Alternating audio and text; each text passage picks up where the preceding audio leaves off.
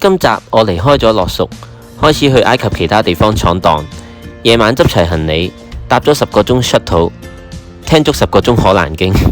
我並冇因為佢哋播可蘭經就失眠，不過我有啲詫異佢哋連搭長途巴呢種場合都要播啫。佛教徒同基督徒都唔會聽住佛偈同聖經瞓覺啦，下話。朝早7點，我就到咗埃及首都開羅。之前聽人講話開羅好恐怖，龍蛇混雜。對我嚟講，只不過係睇你拎邊度嚟比較啦。比起樂蜀，開羅簡直係又新又乾淨，治安都比較好。作為遊客，我唔會不停俾人搭訕、拗生意，亦都冇小朋友係咁問我拎錢。不過我自己就中咗一個伏，就係我 book 咗間好差嘅 hostel， 去到稍為望一望就知唔對路，然後就決定去佢樓上嗰間酒店坐低 cancel 咗 booking 先，然後再調整策略。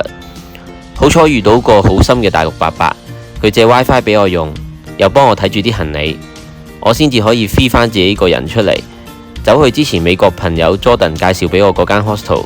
我去嗰邊視察環境 confirm 完 booking 之後，再返去揾伯伯拎行李，前後搞咗我2個幾鐘頭，攰到飛起。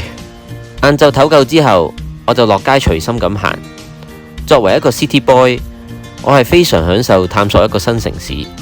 我所知嘅探索唔係話揾啲咩隱世景點影靚相打卡咁樣，而係好似玩 RPG game 咁樣去開圖，去 scan 下呢個城市有乜嘢係啱我嚟緊幾日去投放時間落去。